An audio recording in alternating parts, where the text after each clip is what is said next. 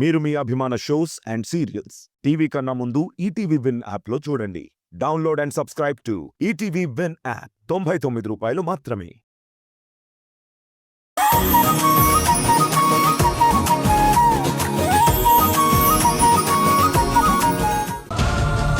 Mallika, madam ఏమైంది? Madam Madhavi మంచినీళ్ళు తీసుకురా. అలాగే అక్క. మల్లిక ఏమైంది? మల్లికా, మేడం మల్లికా, అక్క ఇటువు. ముందు మంచినీళ్ళు తాగు, తాగు, తాగు.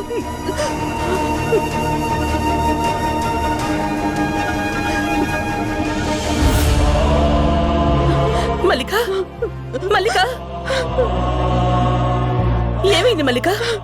ఎందుకలా పడిపోయావు? మా ఆయనకి యాక్సిడెంట్ జరిగిందని చావు బ్రతుకులో ఉన్నారని ఫోన్ వచ్చింది. దాంతో ఒక్కసారిగా నాకు ఏం జరుగుతుందో తెలియలేదు. గుండెలో తట్టుకోలేనంత నొప్పి వచ్చింది. ఆ తర్వాత ఏం జరిగిందో నాకు తెలియదు దేవకి. ఈ అమ్మాయి రాధా నువ్వు బాల్కనీ నుంచి కింద పడబోతుంటే కాపాడింది. నీకు సిపిఆర్ చేసి ప్రాణం పోసింది.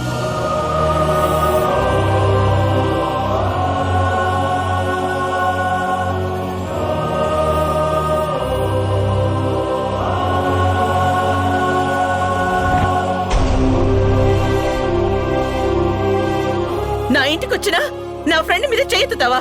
ఎంత ధైర్యం నీకు?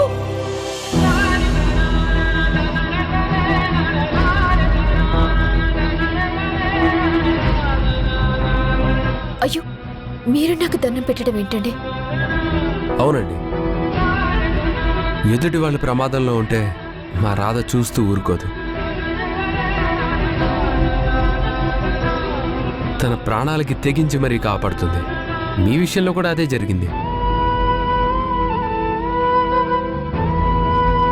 ఇంత మంచి అమ్మాయిని ఆ భ్రమరాంబ మాట విని అవమానించి ఇంట్లోంచి గెంటేయాలనుకున్నాను. తన గురించి తెలిసి కూడా ఫ్రెండ్ అనే కారణంగా ఈ పని కొప్పుకున్నాను. కానీ ఈ అమ్మాయి ఈ రోజు నా ప్రాణాలు కాపాడింది. నేను నిన్ను అవమానించాలని చూసినా, నా వల్ల నువ్వు దేవకి చేతిలో చెంపదెబ్బ తిన్నా అదేది మనసులో పెట్టుకోకుండా నన్ను కాపాడు. చాలా థ్యాంక్స్ అమ్మా.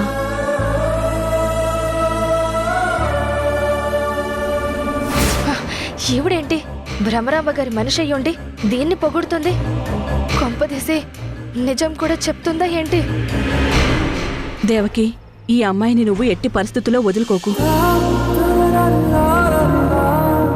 ఎందుకంటే తను నాకు మరో దేవతలా కనిపిస్తోంది.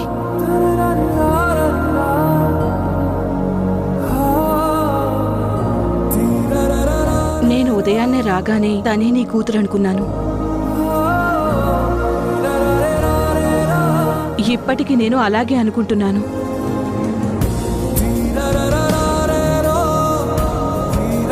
మనకు అన్యాయం చేసిన శత్రువు అపాయంలో ఉంటే శత్రువు అని చూడకుండా చెయ్యి అందించే నీ మనస్తత్వం ఈ అమ్మాయిలో కూడా ఉంది.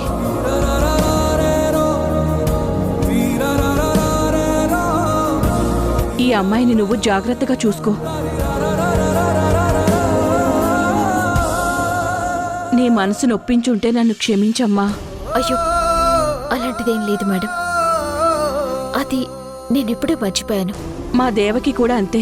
చేసిన మంచిని గుర్తుంచుకుంటుంది కానీ జరిగిన చెడుని కాదు. నువ్వు దేవకిలాగే ఆలోచిస్తున్నావు.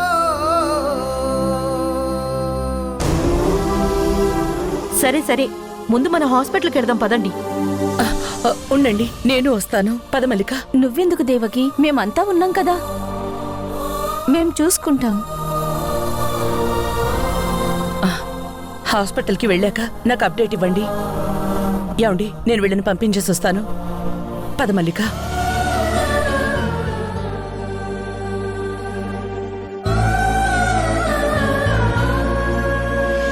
వచ్చిన అతిథులు నా మనసు, నా ఆలోచనలు చూసి నేనే కూతుర్ని అనుకున్నారు. కానీ నీకెందుకమ్మా నేనే నీ కూతున్నన్న నిజం తెలియటం లేదు.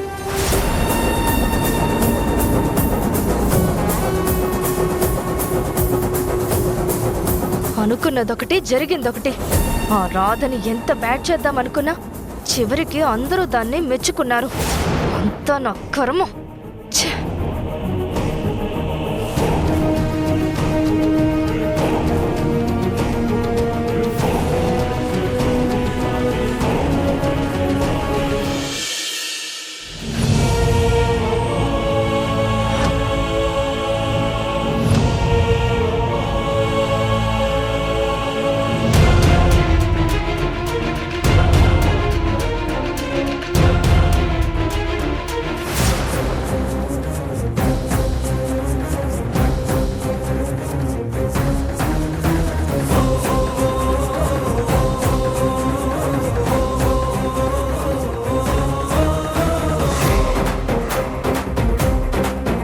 ఆ ఫుడ్ పాయిజన్ తిన్న వాళ్లకు ఏవైనా అయితే అది నీ మీదకు తోసేసి నిన్ను బయట గెంటించేయాలని ప్లాన్ చేశాను.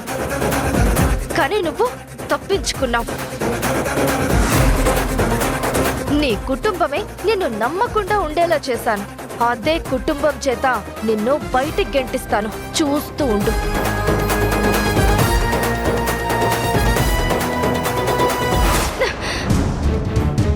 ఎంత మంచి ప్లాన్ చేసి ఆ రాధని బయట గెంటేయాలన్నా అన్ని ప్లాన్స్ ఫెయిల్ అవుతున్నాయి. దేవకి, ఈ అమ్మాయిని నువ్వు ఎట్టి పరిస్థితుల్లో వదులుకోకు. నేను ఉదయాన్నే రాగానే తనే నీ కూతురు అనుకున్నాను. మనకు అన్యాయం చేసిన శత్రువు అపాయంలో ఉంటే శత్రువు అని చూడకుండా చెయ్యి అందించే నీ మనస్తత్వం ఈ అమ్మాయిలో కూడా ఉంది. మల్లిక ఎందుకు రాధను చూసి అన్నీ నా లక్షణాలంది? నాకు ఆ రాధకి అసలు పోలికేంటి? మల్లిక అలా అనడానికి కారణం ఏమై ఉంటుంది?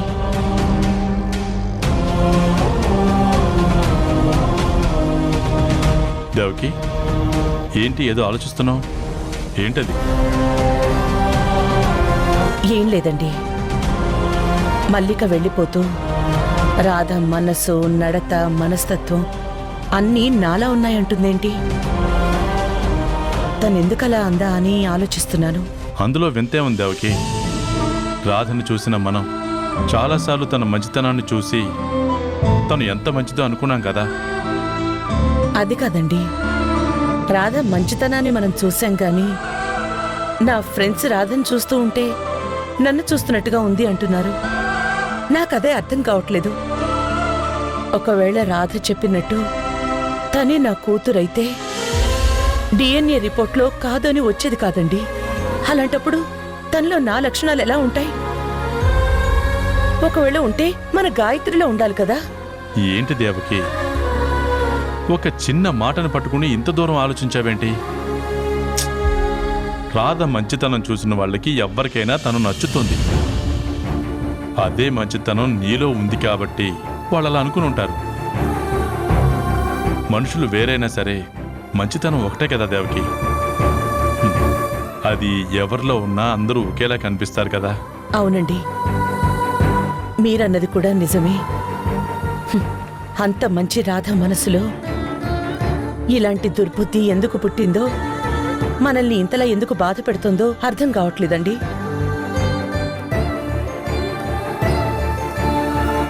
చూసావా మనోహర్, ఈ సత్య ఎన్ని దారుణాలకు ఒడిగడుతుందో. సరదాగా గడుపుదామని వచ్చిన అమ్మ ఫ్రెండ్స్ కి ఫుడ్ పాయిజన్ అయ్యేలా చేయాలని ప్లాన్ చేసింది. మనం చూసి అడ్డుకున్నాం కాబట్టి సరిపోయింది. లేదంటే ఎంత పెద్ద గొడవ జరిగేది. ఈ సత్య ఆగడాలు రోజు రోజుకి పెరిగిపోతున్నాయి మనోహర్. ఎలా ఆపాలో అర్థం కావడం లేదు. మనం ఆలోచించి ఆవేశపడ్డం వల్ల ఏమీ ఉపయోగం లేదు రాధా. ఎందుకంటే అందరూ ఆ సత్యనే గాయత్రి అని నమ్ముతున్నారు. వాళ్ళందరికీ నిజం తెలిసి ఆ సత్య నిజ స్వరూపం బయటపడేంత వరకు మనం జాగ్రత్త పడ్డం తప్ప ఏమీ చేయలేం. కానీ అది ఎప్పుడు జరుగుతుంది మనోహర్? నిజం తెలిసిన నానమ్మ పాపం మంచానికి పరిమితమై తనలో తాను నిజం చెప్పలేక తల్లడిల్లిపోతుంది. ఇలాంటి పరిస్థితుల్లో మనం ఆ సత్య నిజ స్వరూపాన్ని ఎలా బయటపెట్టగలం? అసలు ఏం చేయాలో అర్థం కావటం లేదు. చూడు రాధా, పున్నమి చంద్రుని మబ్బులు ఎంతసేపో దాచలేం. బలమైన గాలికి మబ్బులు తొలగిపోతాయి, చంద్రుడు చల్లగా బయటకు వస్తాడు. అలాగే నువ్వు నిజమైన గాయత్రి అని తెలియడానికి కొంచెం సమయం పడుతుంది. ఎల్లకాలం అలా ఉండిపోవు. ప్రతి సమస్యకు కాలమే పరిష్కారం చెప్తుంది. నేను కూడా ఆ సమయం కోసమే ఎదురు చూస్తున్నాను మనోహర్.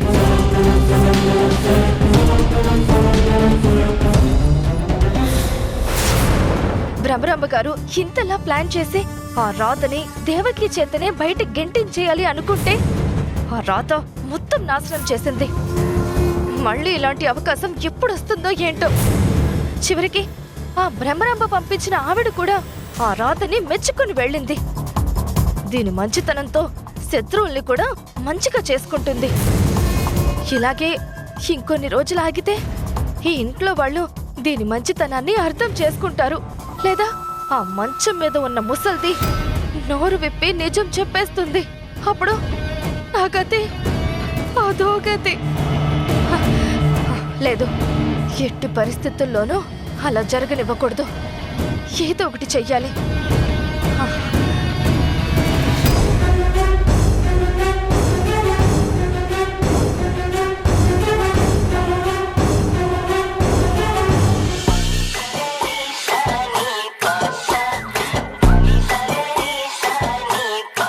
రాధ గాయత్రిగా ఇంట్లో ఎప్పుడు సెటిల్ అవ్వాలి?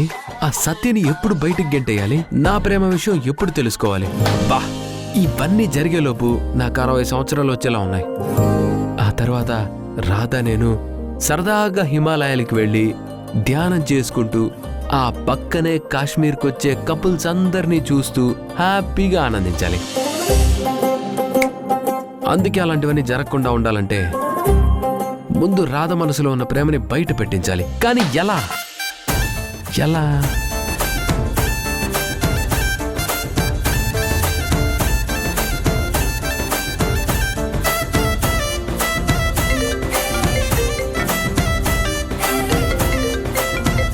హాయ్ పద్మ, ఎలా ఉన్నావు?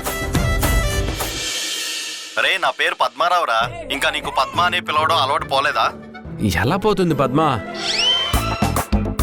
నువ్వంటే నాకెంత ఇష్టమో నీకు తెలీదా? అందుకే కదరా నువ్వు నన్ను అమ్మాయి పేరు పెట్టి పిలిచినా పలుకుతాను. అది ఇప్పుడు నువ్వు నన్ను అర్థం చేసుకున్నావురా. పద్మ పద్మ అంటూ ఇంత క్లోజ్ గా మాట్లాడుతున్నాడంటే బాగా క్లోజ్ అన్నమాట. ఏంటి పద్మ, ఏంటి సడన్ గా ఫోన్ చేసావు? గుర్తొచ్చానా? అవునరా, ఈ మధ్య నాకు పెళ్ళయింది. హడావడిగా జరగడం వల్ల అందరినీ పిలవలేకపోయాను. అందుకే సారీ చెప్దామని కాల్ చేశాను. ఏమీ అనుకోకరా. ఓకే పద్మ, దాందేముంది, ఏదో టెన్షన్లో మర్చిపోయి ఉంటావులే. అయినా నీ మనసు నాకు తెలుసు కదా పద్మ. ఇంతేనా పద్మ నువ్వు నన్ను అర్థం చేసుకుంది? రా అంటారా? ఇంకా నయం, బంగారం, చిట్టి, బుజ్జి, బేబీ అని పిలవటం లేదు. ఓకేరా, ఉంటాను. హైదరాబాద్ వచ్చిన తర్వాత మర్చిపోకుండా కాల్ చేయి.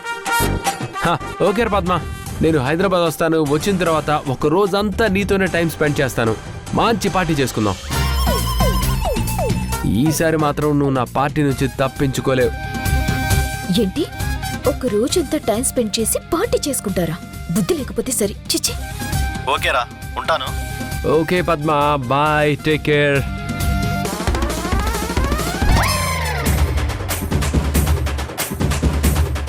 ఏమైంది రాధా, ఎందుకు అలా చూస్తున్నావు? పద్మ ఎవరు? ఏంటి తనతో అంత క్లోజ్ గా మాట్లాడుతున్నావు? ఓహో, పద్మారావుని పద్మ అని పిలిచేసరికి ఎక్కడ లేని ఉక్రోషం వచ్చి పొసెసివ్నెస్ ఫీల్ అవుతుందా?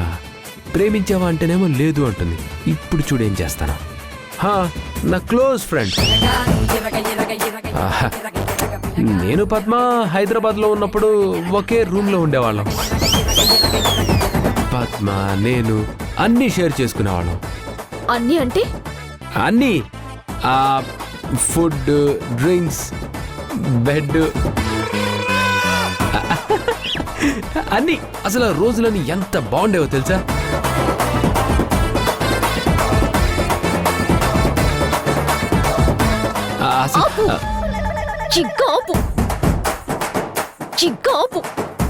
ఏమైంది రాధా, నువ్వెందుకు అంత ఫీల్ అవుతున్నావు? నీకెందుకు అంత పొసెసివ్నెస్ వస్తుంది? నాకెందుకు ఉక్రోషం, నాకెందుకు కోపం, నాకెందుకు పొసెసివ్నెస్? మీరు ఎంత క్లోజ్ అయితే నాకెందుకు? మీరు ఏం షేర్ చేసుకుంటే నాకెందుకు?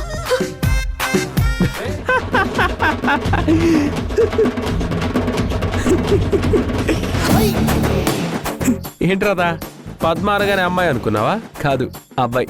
ఏంటి అబ్బాయా? అబ్బాయే. అతని పేరు పద్మారావు. నేనతని ముద్దుగా పద్మ పద్మ అని పిలుస్తుంటాను. బాగానే కవర్ చేసావు గాని నమ్మంలే, కంగారు పడకు. నిజం, అతను అబ్బాయే. ఏంటి నమ్మవా?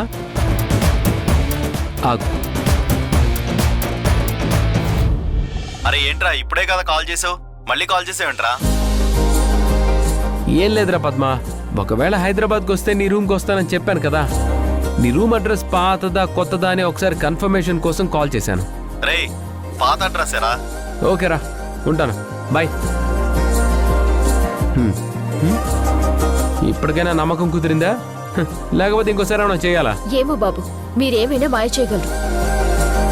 అయినా అవన్నీ నాకెందుకులే. నా మీద మనసులో ఇంత ప్రేమ పెట్టుకొని బయటికి మాత్రం ఏమీ లేనట్టు భలే నటిస్తున్నావు. మనోహర్, ఇదిగో నాన్నమ్మ కోసం హిమాలయాల నుండి ఆయుర్వేద మందు తెప్పించాను. ఇది గనక 15 రోజులు రెగ్యులర్ గా వాడితే ఎలాంటి నరాల సమస్య ఉన్నా వెంటనే తగ్గిపోతుందంట. అందుకే తెప్పించాను. అసలు దీని గురించి ప్రాపర్గా ఎంక్వైరీ చేసావా? మొత్తం ఎంక్వైరీ చేశాను. దీని వలన ఎలాంటి సైడ్ ఎఫెక్ట్స్ ఉండవు.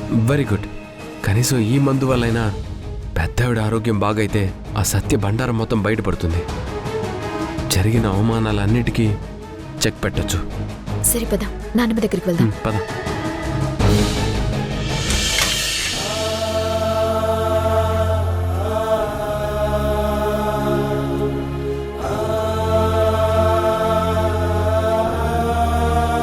ఎంతో యాక్టివ్ గా ఉండే నాన్నమ్మ ఇలా రోజుల తరబడి మంచంపై ఉండటం తట్టుకోలేకపోతున్నాను మనోహర్. ఆ రాక్షసి సత్య చేసిన పనికి పాపం నానమ్మ శిక్ష అనుభవిస్తుంది.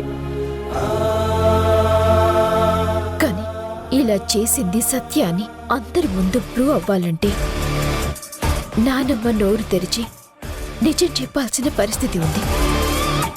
బామ్మగారికి త్వరగా నయం అవ్వాలనే కదా మన ప్రయత్నం అంతా. అందుకే కదా ఈ మందు తెప్పించింది. ముందు బామ్మ నిద్ర లేపి మందు తాగించు. నానమ్మా, నానమ్మా,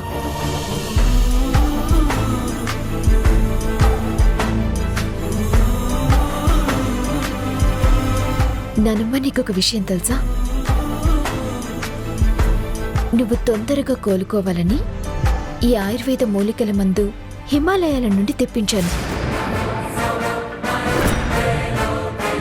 ఇది నువ్వు రోజు క్రమం తప్పకుండా తీసుకుంటే వారం 10 రోజుల్లో దీని గుణం కనిపించి నువ్వు ఇప్పట్లా ఆరోగ్యంగా తిరుగుతావు, మాట్లాడతావు కూడా.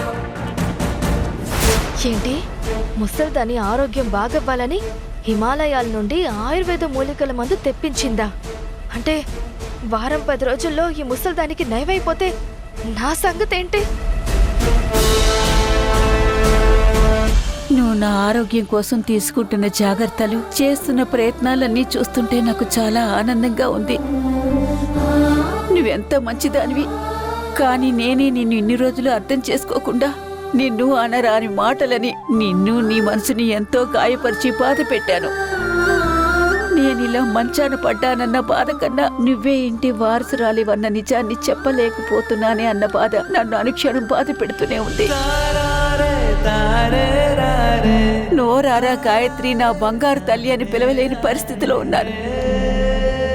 దీనంతటికి కారణమైన ఆ దుష్ట దుర్మార్గురాలు సత్య మాత్రం తనే ఇంటి వారసురాలని అందరినీ నమ్మించి నిన్ను ఇబ్బంది పెడుతుంది.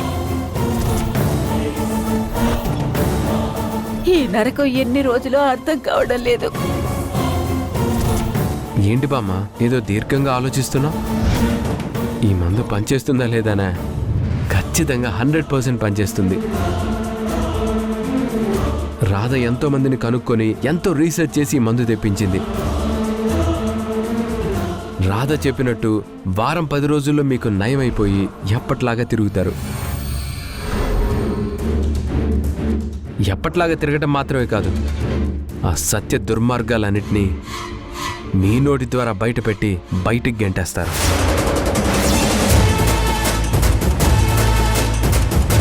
ఈ రాధే నిజమైన గాయత్రి అని అందరికీ మీరే దగ్గరుండి పరిచయం చేస్తారు. ఈ మందు అంత పవర్ఫుల్. అవును నాన్నమ్మ. ఇంకొక వారం రోజుల్లో అన్ని పరిస్థితులు మారిపోయి మనకి అనుకూలంగా తయారవుతాయి. ఈ రాధా మనోహర్లు చెప్తున్నట్టు ఆ మందు పనిచేసిందంటే నా పని అవుట్. ఎన్ని రోజులు ఇంత కష్టపడిందంతా మట్టి కొట్టుకుపోతుంది.